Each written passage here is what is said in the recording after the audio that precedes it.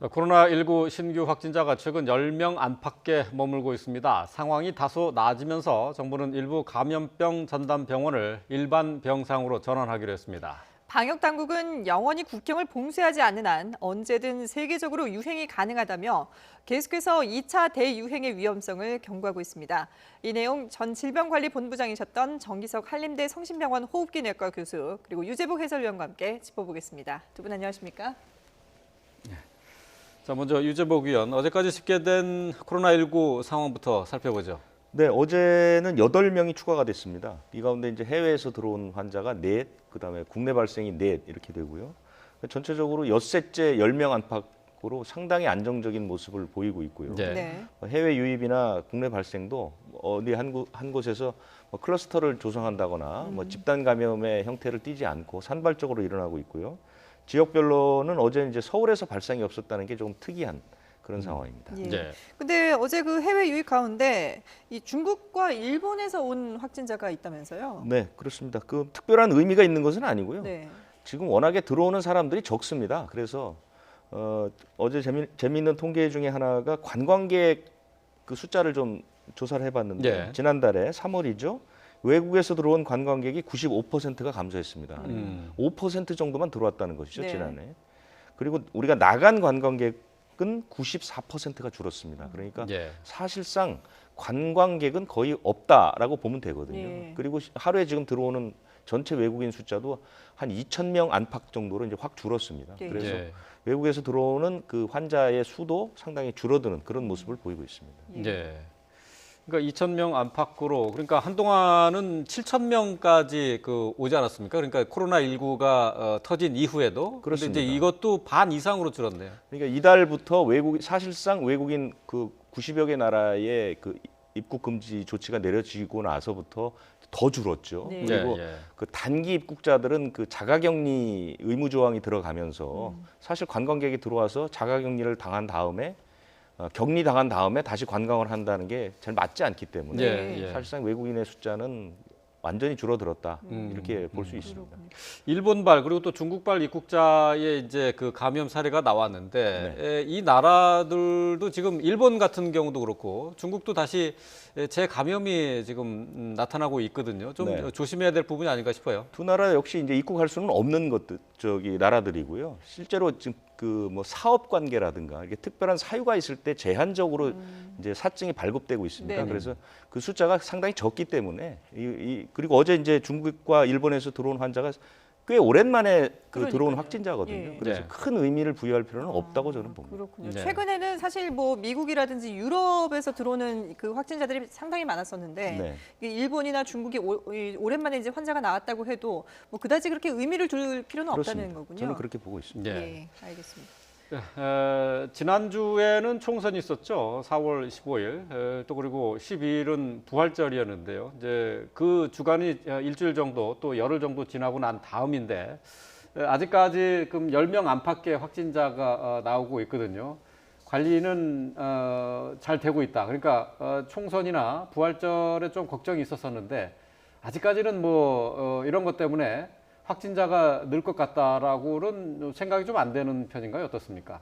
예, 그 선거 날은 제가 가보니까 관리를 정말 잘 하고 있었습니다. 네. 그 정도 관리를 하면 발생을 하더라도 굉장히 드물게 발생할 확률이 더 높으니까요. 예. 네. 아무 문제 없고요. 그동안 정말 뭐 질병관리본부를 비롯해서 지자체 방역 인력들이 정말 열심히 해온 결과 지금까지 잘 유지는 해왔다 그렇게 봅니다. 예, 알겠습니다. 네, 이렇게 신규 확진자가 줄어들면서 방역 당국은 현재 감염병 전담 병원과 또 감염병 전담 병상 수를 조정하고 일부를 일반 병상으로 전환한다고 밝혔는데요. 방역 당국의 얘기 직접 들어보시죠. 확진 환자가 없는 12개 병원의 682개 병상을 지정 해제할 것이며 감염병에 지속적으로 대응하기에 적합하지 않은 병원과 병상 가동률이 저조한 병원을 대상으로 4월 중 추가적으로 지정을 해제할 계획입니다. 5월 초에는 대구, 경북, 수도권을 제외한 12개 시도를 대상으로 지역별 병상 관리 및 재가동 계획을 수립해 3차 감축을 추진하고 서울, 대구, 인천, 경기, 경북 등 5개 시도는 확진자 추세 등을 살펴본 후 추가적 감축을 검토하겠습니다. 자, 이 확진자가 급증할 때는 병상 확보가 무엇보다도 중요한 관건이었는데 네. 지금은 이제 확진자 수가 확 줄었기 때문에 이 병상들을 일반 병상으로 이제 해제를 한다는 거죠. 그러니까 확진자가 생기면 그 증상이 약한 분은 생활치료센터로 보내고 네. 이제 증상이 조금 있는 분들은 이런 전담병원에 보내서 이제 치료를 받게 하는데요. 생활치료센터는 이미 많은 그 치료센터가 문을 닫았습니다. 네. 그래서 이달 말까지 대구 경북 쪽에 16곳이 모두 다 이제 문을 닫게 되고요. 한 2군데 정도만 임시로 운영을 하는 그런 상태로 가고 있고요. 전담병원도 이제 4단계에 걸쳐서 축소를 합니다. 네. 왜냐하면 지금 그 전담병원을 운영하게 되면 인력이나 이런 부분들이 혹시 있을 모를 가을 겨울에 2차 대유행 때 대비해서 좀 그 운영의 효율성을 기할 필요도 있기 때문에 네. 전담병원들을 좀 계속 이제 해제를 하는데요. 5월 초에는 3차 감축을 해서 대구 경북 수도권 빼고 나머지는 다 해제를 하게 되고요. 아. 그 다음에 만약에 생활방역센터로 들어가서 환자들이 없다면 이제 이 부분도 5월 중순 이후에는 이제 다 해제를 하겠다는 것이거든요. 예. 그래서 4단계에 걸쳐서 완전히 줄여서 한 1,500에서 2,300개, 현재는 네. 한 7,500병상쯤 되는데요. 네. 한 2,000병상 정도까지 줄여놓겠다. 이게 이제 정부의 계획입니다. 예, 그렇군요. 뭐 코로나19가 아직도 진행 중인 상황이기 때문에 병상 수를 줄인다, 감염병 전담 병원의 병상 수를 줄인다 하는 것이 일부 시청자들에게는 조금 불안하게 느껴질 수도 있을 것 같은데 뭐 이런 결정은 지금 상황에서 적절한 거라고 보시는 건가요? 네, 적절하다고 보고요. 병상 수를 줄인다는 게 병상을 없애는 게 아니고 네. 예비 병상을 갖고 있다가 그것을 그냥 일반 병상으로 돌리겠다는 그런 얘기거든요. 그래서 그 더 중요한 것은 지금 이 병상을 확보를 한다 하지만 막상 일이 터지면 네. 있는 입원 환자를 내보내지 못하잖아요. 그렇죠. 그래서 지금 이 코로나 이 사태가 끝날 때까지는 평상시에도 항상 예비 병상을 확보할 수 있는 그런 전략을 가지고 가지 않으면 아, 대구 경북 보십시오. 환자가 터졌을 때 입원 못하지 않았습니까? 예. 그러니까 지금 해제하고 안 해제하고 중요한 게 아니라 계획을 갖고 있다가 평상시 항상 유지를 하다가 가는 게 그게 더 중요하다고 보는 것이죠. 그러니까 그 말씀은 어쨌든 2차 대유행이 오더라도 충분히 그 전에 이제 이미 병상 확보라든지 이런 부분에 대해서 시뮬레이션을 다 해봤기 때문에 실전에 이제 해봤었기 때문에 다시 늘리는 것도 문제가 없다는 거죠. 얼마나 잘할지는 모르겠습니다. 예. 왜냐하면 각 병원마다 입원 환자를 어느 정도 조절을 해야 되거든요. 그리고 사실은 입원이 되고 안 되고 하는 그런 부분이 있어서 의사들이 조정할 수 있는 부분이 있어요. 네네. 예, 그러면 그게 재량권을 주고 조정을 할 수 있도록 하고 거기에 대한 어떤 행정적인 뒷받침도 해준다면 우리가 우려하는 가을이나 겨울에 문제가 있을 때 잘 대처할 수 있지 않을까 그렇게 보는 겁니다. 이제 그러니까 감염병 전담 병원이 갖고 있는 이제 병상 수가 이제 일반 환자들한테 이제 돌아간다는 얘기가 될 텐데요. 이것도 조심해서 그 환자들한테 줘야지. 나중에 또 갑작스러운 사태가 발생을 하면은 병상 수 확보하기가 쉽지 않다. 그러니까 병원 자체에서 판단을 좀 따로 또 해봐야 되는 거네요. 예, 맞습니다. 사실 감염병 전담병원을 이제 만들려고 애를 썼는데 잘 안 됐어요. 예. 지난 정부도 그랬고 이번 네. 정부도 그랬죠. 예. 제대로 못 만들었거든요. 지금이라도 만들어야 됩니다. 없는 거예요. 없습니까? 예, 감염병 지금 전담 병원 지정 병원이 있지 그 않습니까? 지정만 해놓은 거죠. 아. 거기에 지정만 하면 뭐 합니까? 거기에 평소에 훈련된 의료진이 있어야 되고 제대로 된 동선이 분리된 병원이 있어야 되고 하는데 네. 지금은 있는 거 그냥 적당히 쓰는 겁니다. 그래서 감염병 전문병원을 만들어야 된다고 그렇게 주장을 했는데도 불구하고 예, 지금 예. 제대로 안 되고 있는 거죠. 전문병원을 만드는데 어려움이 있었던 이유는 뭘까요?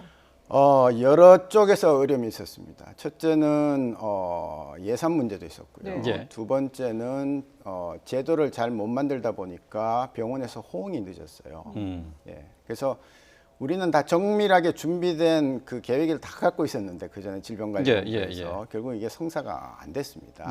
예, 지금 호남 쪽에 하나 됐지만 그것도 그렇게 제가 보기엔 썩 제대로 된 게 아니고 선정은 됐는데 아직까지 가동을 못 하고 있는 거죠. 그래서 이번 기회에 이 지역별로 감염병 전문병원은 반드시 설립해야 되겠다. 그 말씀을 드리고 싶습니다. 예. 정규석 교수님은 뭐 시청자분들도 잘 알다시피 정은경 본부장 바로 전에 질병관리본부에서 그 본부장을 하셨죠. 한 1년 반 정도 하셨는데요. 이제 그렇기 때문에 뭐 사정을 누구보다 잘 아실 것 같습니다. 그러니까 이 감염병 전담 병원이라는 것은 새로 건물을 지어가지고 올려야 되는 겁니까? 아니면 기존의 병원을 전환시키는 겁니까? 전환이 안 되죠. 예. 기존의 병원을 전환시키려면 그 병원 전체를 비워야 됩니다. 그렇게는 할 수 없는 거고요. 그래서 제가 이제 예를 들면 목포에 결핵 국립 목포병원이 있습니다. 그 병원을 이런 유사시에 비울 계획을 사실은 세웠었는데요.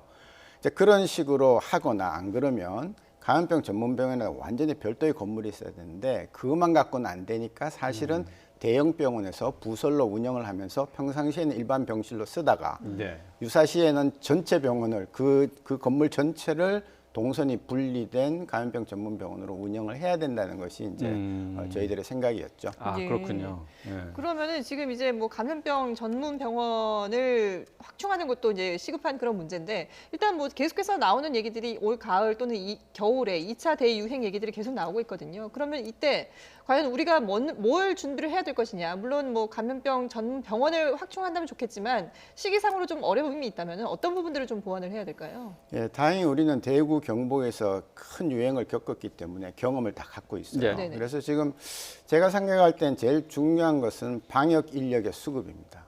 예. 지금 각 지자체별로 방역 인력이 원래 많지가 않아요. 예. 시군구 보건소가 250여 개가 있는데 그중에 감염 담당자가 1명에서 많아봤자 4명 정도였습니다. 네. 지금 뭐 좀 늘었을지 모르겠지만 별로 안 늘었을 거예요. 이제 그런 분들 갖고 하니까 안 되기 때문에 지금부터 교육을 시켜야 됩니다. 예, 예. 다른 보건소에 속한 모든 또 시에 속한 시군구에 속한 공무원들한테 교육을 시켜서 방역을 좀 더 잘 할 수 있도록 그렇게 해야 되고요. 병원도 마찬가지예요. 병원도 지금 저희 이제 대구에서 한번 봤지만 그때 중환자가 생겨서 거의 100명에 가까운 환자들이 타 지역으로 다 갔습니다. 네.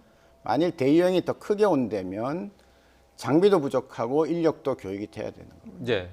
그다음에 의사들한테 충분한 정보를 줘야 돼요. 지금 10,000명을 봤는데 네. 의료계에는 그 자료를 공개를 하지 않아요. 예. 정리가 물론 덜 됐겠지만 속히 공개를 해서 환자들이 어떻게 움직이는지 환자들은 얼마나 빨리 나빠지고 어떻게 좋아지는지 이런 네. 얘기를 다 알고 있어야 가을을 대비할 수가 있는 거거든요. 예, 그래서 그렇군요. 그런 자료는 좀 속히 정부에서 정리를 하기를 바랍니다. 예. 방역 인력을 말씀하셨는데 그 방역 담당자 같은 경우는 그 의료인 그러니까 의사를 얘기합니까? 아니면은 담당 공무원을 얘기합니까? 지자체는 의사가 거의 없습니다. 예. 그래서 그 보건에 특화된 특히 감염에 특화된 감염 담당 인력들이 있거든요. 아, 그래요. 근데 그 예. 숫자가 워낙 적습니다. 그래서 제가 일할 때는 그 숫자를 한 번씩 더 늘려드렸어요. 예. 그 이후로 아마 안 늘었을 거예요. 아, 그래요. 예. 그러니까 일반 공무원들 가운데 이제 방역과 관련해서 특별히 이제 이 업무를 담당하는 거를 말하는 거군요. 그렇습니다. 아, 예. 알겠습니다. 지금 말씀 듣는 동안에 속보가 들어왔는데요. 어제 하루 확진자 수가 들어왔습니다. 6명이 추가됐네요. 그렇습니다. 6명 추가돼서요. 1,708명이 됐고요. 6명 가운데에는 해외 유입이 2명입니다. 그리고 예. 이제 지역 발생이 4명인데요. 해외 유입은 그 공항행 검역 단계에서 1명, 지역에서 1명 이렇게 발생을 했습니다. 격리 해제는 90명이 늘어서 8,501명이 됐습니다. 네. 그러니까 환자가 10,000명 정도인데 격리 해제된 사람이 8,500명 정도 됐다는 것입니다. 예. 사망 환자는 추가가 없어서 240명 그대로고요. 사망자가 없었군요. 네, 지역별로 보면 서울이 이틀째 발생이 없습니다. 예. 경기가 1명, 부산이 1명, 대구가 2명 이렇게 돼 있습니다. 예. 다시 한번 살펴보도록 하겠습니다. 자, 어제 하루 동안 추가 확진자는 6명입니다.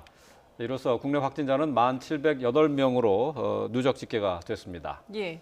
그리고 다행히 어제는 사망자가 발생하지 않아서 국내 사망자는 240명을 유지하고 있고요. 확진자 가운데 특별 검역에서 1명이 추가됐고 이로써 누적은 모두 426명이 됐습니다. 네. 전체적으로는 해외 유입이 어제 2명이고요. 그리고 지역별로 살펴보면 대구가 2명, 부산, 경기, 경북에서 각각 1명씩 추가 확진자가 나왔습니다. 네. 지금 아까 유 의원께서 얘기했다시피 지금 추가 확진자는 모두 이제 누적 확진자가 1,708명인데 격리 해제 또는 이제 완치돼서 퇴원한 환자가 8,500명이에요. 그러니까 지금 현재 치료를 받고 있는 분들이 2,000명 조금 넘는 거네요. 한 2,200명 정도 남아 있는 거죠. 네, 예. 그렇다 보니까 인력도 이제 어느 정도 원대 복귀가 가능한 것이고 예. 시설도 활용이 가능한 것이고 지금 발생으로는 사실은 우리가 통제하는데 큰 어려움이나 문제점이 발견돼 있지는 않은 상태입니다. 예. 이런 상태가 이제 계속 유지가 되면 좋겠는데 그래도 지금 우려되는 부분이 앞서도 잠깐 언급했지만 가을이라든지 겨울에 2차 대유행이 이제 언급되고 있지 않습니까? 교수님 보실 때는 어느 정도 크기로 올 거라고 보십니까? 예, 가능성은 있겠죠. 저희가 무기가 없지 않습니까, 아직까지? 그러니까 치료제나 백신이 없기 예, 때문에. 백신이 없고 특히 뭐 그 지금 이제 우리가 희망을 걸고 있던 것도 지금 이제 효과가 없다고 렘데시비르 예. 없기 때문에 일단 선상에 올랐던 치료제는 지금은 다 안 되는 거예요. 음. 예, 그렇기 때문에 그냥 우리가 대증요법으로 이걸 막아야 되니까 그 사이에 조금씩 번져가는 이 예. 감염을 막을 수 있는 방법이 없죠. 예. 그러니까 공룡이 갑자기 지구상에서 사라졌듯이 이 코로나19가 갑자기 사라지지 않는 이상은 우리하고 늘 함께 있을 거기 때문에 다만 대유행이 안 오고 그냥 소폭의 유행으로 우리가 감내 가능한, 예, 대응 가능한 그런 정도로 왔으면 좋겠습니다. 예. 뭐 잠깐 언급을 하셨는데 렘데시비르 같은 경우 조금 치료 효과가 있는 것으로 알려졌는데 지금 외신 보도에 따르면 또 이게 그 사실하고 다르다 이렇게 나와 있어요. 그 부분 좀 설명해 주세요. 그 치료 효과가 있다고 기대를 많이 한 거죠. 왜냐하면 렘데시비르라는 에볼라라는 그 바이러스에 향해서 나온 거기 때문에요. 네. 그것도 실패를 했거든요. 잘 안 됐거든요. 예. 그래서 혹시 기전이 비슷하면 되지 않을까 이렇게 예상을 했지만 아닌 걸로 나왔기 때문에 결국 뭐 제가 가끔 예를 듭니다만 내 자동차 고장 났는데 다른 자동차에서 부속을 떼다가 이렇게 한번 붙여보는 거거든요. 예. 근데 이게 안 맞는 거예요. 음. 그러니까 안 맞을 수밖에 없는 건데 혹시나 하고 이제 한번 붙여봤는데 아직까지는 아니다라고 나오고 제가 자료를 봤는데 잘 했거든요.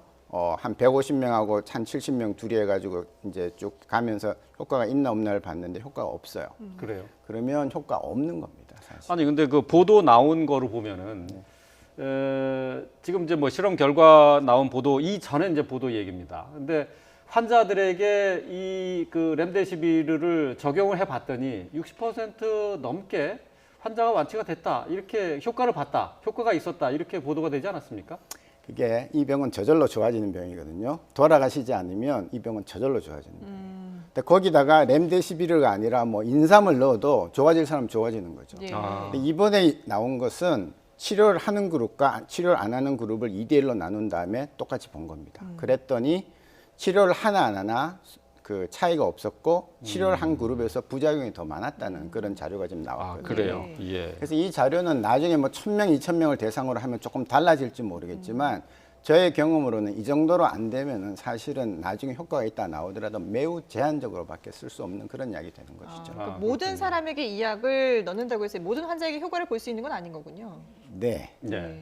어쨌든 뭐 지금 렘데시비르가 약간 희망이 있었던 약으로 후보 물질로 이렇게 얘기가 됐었는데 그 앞서서 뭐 칼레트라 얘기도 있었었고 클로로킨 뭐 이것도 있었는데 이게 다 지금 소용없는 상태가 되는 상황에서 지금 그렇다면은 지금 남아 있는 게 혈장 치료만 남아 있는 건가요? 어떻습니까?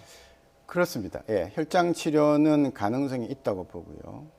만일 이제 혈장 치료도 지금 역시 이제 우리가 무작위 배정을 해서 하는 치료를 해야 되거든요. 네. 해서 만일 있다고 나오면 그 혈장은 완치자한테만 구할 수 있으니까 한계가 있어요. 그래서 그것을 단일 클론 항체로 만들어서 이제 공장에서 만들어서 그 대량으로 배급할 수 있는 그런 길이 있거든요. 네. 실제로 호흡기 세포 융합 바이러스라는 그 아주 신생한테 많이 걸리는 치명적인 바이러스는 단일 항체 그 단일 클론 항체를 만들어서 지금 시장에 나와 있어요. 치료가 돼요. 예. 그러니까 이것도 잘 만들어서 하면 가장 빨리 만들 수는 있겠으나 그 항체의 뭐 역가라든지 항체 효과라든지 이런 거에 대해서는 이제 아직도 수면 아래 있다 그렇게 볼 수 있습니다. 그렇군요. 예. 지금 뭐 치료제나 백신에 뚜렷한 효과가 없는 그 개발에 효과가 없는 그런 상황이기 때문에 상당히 이제 좀 앞으로 만약에 또 이런 대유행이 온다면 이제 우려되는 그런 상황인데 지금 그래서 나오는 얘기가 집단 면역 얘기가 계속해서 나오고 있거든요. 우리 방역 당국에서도 이거 관련된 조사를 좀 해보겠다라는 얘기를 하고 있는데요. 이 부분은 어떻게 보세요? 네, 그거 꼭 해야 됩니다. 지금 다행히 그 외국에서 나온 건 최근에 지금 계속 그걸 제가 보고 있는데요. 네. 처음에는 한 4%가 나온다 하다가 지금 뉴욕 쪽에서는 13% 얘기가 나옵니다. 예. 그러면 이미 13%가 앓고 지나갔던 얘기예요. 예. 항체는 내가 모르게 앓고 지나간 거예요. 물론 환자도 나오지만 나는 전혀 상관없는데 피를 뽑아보니까 나오는 거예요. 예. 우리나라 사람 상당수에서 결핵 항체가 있는 거랑 같은 겁니다. 내가 결핵을 안 알아도 결핵 항체는 갖고 있어요. 네. 그래서 우리나라도 빨리 이걸 해가지고 각 지역별로 어떻게 돼 있는지 대구같이 크게 터진 데서는 정말 항체가 한 10%가 넘는 건지 10명 중에 1명 모르게 앓고 지나간 건지 이걸 본 다음에 그렇게 이제 연결해 나가야 앞으로 사회적 거리두기 완화라든지 뭐 학교 문제라든지 집회 문제라든지 이런 것들에 대해서 우리가 과학적인 자료를 갖고 접근할 수 있는 것이거든요. 아, 예, 그렇군요. 그 말씀하신 이제 그 항체 검사 이게 무작위로 해보는 거죠? 네, 지금 제가 들어오기 전에 CNN 잠깐 봤더니 캘리포니아 어느 도시에서는 전 인구를 대상으로 한대요. 아, 그래요? 예. 그래서 해보면 우리는 이제 그렇게 할 수 없으니까 표본 집단을 골라서 하거나 그렇죠. 아니면 특정 집단을 골라서 해서 우리가 해석을 하는 거죠. 그래서 네. 아 이렇게 돼 있구나. 그럼 우리가 앞으로 어떻게 가야 되겠구나는 방역 대책을 세우는데 매우 중요한 지표가 되리라고 생각합니다. 예. 이 부분에서 제가 좀 네네. 그 교수님께 궁금한 게 하나 있는데요. 지금 사실은 서울, 대구, 경북을 빼고 나머지 지역은 상당 기간 환자들이 나오지 않거든요. 그러면 사실은 이 면역 검사라는 것을 우선순위에 두어서 그런 쪽을 기준으로 해서 검사를 좀 빨리 해보는 게 좋지 않을까 싶은데 우리가 이게 좀 미적거린다고 할까요? 아직까지 면역 검사를 시작하지 않는 특별한 이유가 있는 겁니까? 면역 검사의 그 항체를 측정하는 게 그렇게 간단치는 않습니다. 아, 항체가 중화항체라고 바이러스를 예. 잡는 항체가 있는가 네. 하면 다른 항체들도 있고요. 중화항체가 얼마나 효과적인지를 판단을 해야 돼요. 지금 우리 질병관리본부에서 발표했는데 뭐 바이러스가 PCR은 나온다, 뭐 네네. 컬처는 안 된다, 이제 이런 배양은 안 된다 예. 그런 얘기들을 하기 때문에 항체가 있다고 그 항체에 대해서 안심을 해도 된다고 얘기를 하려면은 조금 더 많은 자료 축적이 필요한 것이거든요. 그래서 아마 그 질병관리본부에서 이제 그 국립보건연구원에서 그런 연구를 좀 계속 하고 예. 있으니까 좀 더 단단한 자료, 항체를 가지고 아마 검사를 시작하려고 조금 늦추는 것 같은데 좀 허술하더라도 일단 하면서 자꾸 개선해 나가는 게 필요하지 않을까. 아, 그렇게 그러니까 이 그렇군요. 코로나19에 예. 대한 중화 항체에 대한 정보가 조금 더 있어야 된다라는 말씀이시군요. 예, 좀 더 확신을 가질 수 예. 있는 정보가 있어야 되고요. 중화항체가 있더라도 지금 바이러스가 흘러나온다는 것은 제대로 중화를 못 한다는 얘기거든요. 예. 아, 그래서 그래요? 역가가 얼마나 높으냐 낮으냐 이 중화항체가 정말 이게 정말 제대로 된 중화를 시킬 수 있는 거냐 이런 거에 대한 연구는 계속 이제 진행이 돼야 된다고 봅니다. 예. 그 유재복 위원 그러면 이 중화 항체와 관련해서 네. 지금 방역 당국에서는 이 중화 항체의 지속력 또 그리고 면역력 뭐 이런 것들을 그 역할을 좀 계산해 보는 네. 실험을 진행 중이죠. 그러니까 중화항체가 효과가 있다는 것까지는 나온 거죠. 그런데 이것이 중화항체가 단독으로 모든 문제를 다 해결했느냐 이런 것도 아직 모르고요. 네. 또 해결을 했다면 어느 정도 비율로 해결했느냐 이런 것들이 지금 나오지 않은 상태입니다. 네. 단지 그냥 효과가 있다 정도니까요. 이런 것들은 동물 실험 같은 걸 통해서 계속 반복을 해서 실험을 하게 되면 이제 어느 정도 그 안정된 수치가 나올 수 있겠죠. 이제 그것을 위해서 계속해서 이제 실험하겠다 이런 뜻입니다. 네. 예. 이런 실험을 하면서 또 이제 이게 어느 정도 정보가 축적되고 나면은 이제 집단 면역에 대한 그런 표본 조사도 들어갈 것 같은데요. 일단 정부는 지금까지 이 코로나19의 안정세가 언제든지 또 급변할 수 있는 상황이 있고 또 하반기에도 계속해서 코로나19 재유행 얘기가 나오고 있기 때문에 평소에 건강 관리가 중요하다라고 당부를 했는데요. 한번 들어보시죠. 코로나19 고위험군에 해당하는 분들 습관에 대한 개선이 필요합니다. 예를 들어서 흡연 그리고 비만이 코로나19의 고위험에 해당이 됩니다.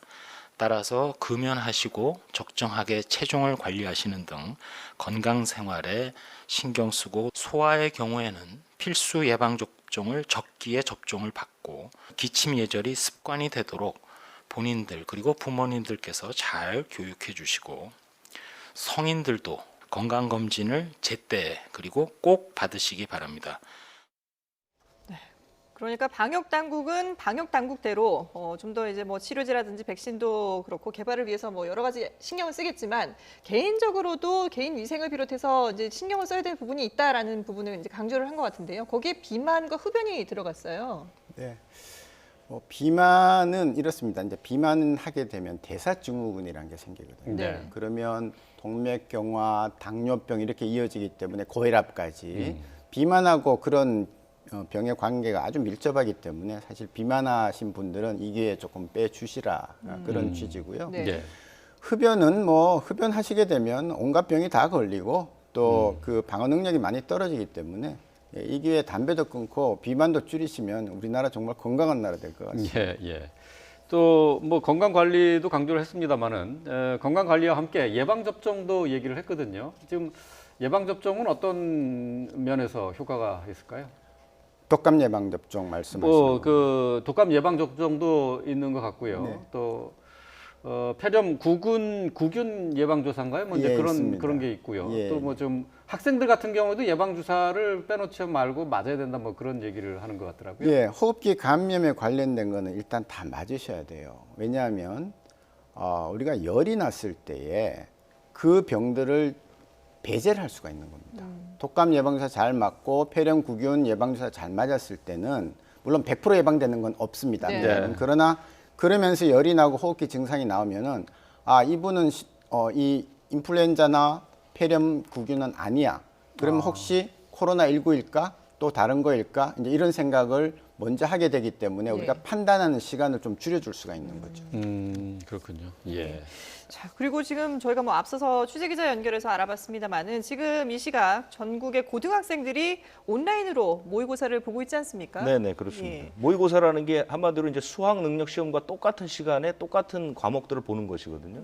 그러니까 9시 40분부터 시작을 했고요. 아까 화면에서 보여드린 것처럼 드라이빙 스루 방식을 써서 그 학교에 차를 타고 가면서 이제 시험지를 받는 예. 방식이고 아, 집에 예. 와서 이제 문제를 푸는 이런 방식이고요. EBS나 이런 홈페이지에 들어가 보면 또 문제지가 다 있습니다. 네네. 아, 그리고 그래요? 오후 6시 이후에는 답안지도 올라와 있으니까 각자 스스로 이제 채점을 해보는 그런 방식입니다. 예. 전국적인 성적 통계를 내지 않기 때문에 사실은 그 자신의 수준을 평가하는 거는 이번 기회는 어려운데 문제는 이제 학원들이 그 허점을 노려서 학원에 모두 모이면 자기들이 같이 시험을 치르고 같이 채점을 해주겠다 이렇게 얘기하는데요. 예. 네. 이것은 그 법을 어긴 겁니다. 학원법 위반입니다. 그래서 1년 이하 징역 1,000만 원 이하 벌금을 받을 수 있습니다. 네. 오늘 대대적으로 단속이 들어갔기 때문에 이런 학원들은 적발되면 학원이 폐쇄까지 될 수 있고 벌금도 낼 수 있습니다. 그래서 예. 이런 행위는 하지 말아야 되겠죠. 왜냐하면 학교에서 시험을 안 보는 이유가 학생들이 모이면 이 방역에 문제가 있기 그렇죠. 때문에 예. 학교를 모이지 못하게 하는 건데 네. 그걸 학원에 모여서 같이 문제를 푼다는 건 있을 수가 없는 일이거든요. 예. 이건 네. 너무 뻔한 장사 속으로 보입니다. 그러게요. 그러니까 애초에는 이 모의고사를 학교에 등교를 해서 시험을 같이 치르려고 했었는데 그러기에는 아직까지 좀 이르다라는 판단을 했거든요. 그러면 과연 이 등교 개학이라든지 이런 부분들은 언제쯤 가능할까요? 뭐 저로서는 가장 보수적으로 해야 된다는 게 맞다고 생각하지만 네. 이제 여름이 오면 아무래도 여러 가지 감염 전파 위험이 떨어지니까 한번 해야 된다고 생각하고요. 그래서 과연 그러면 학교에 갔을 때 학생들을 대상으로 아이들을 대상으로 만일 발병을 했을 때 네.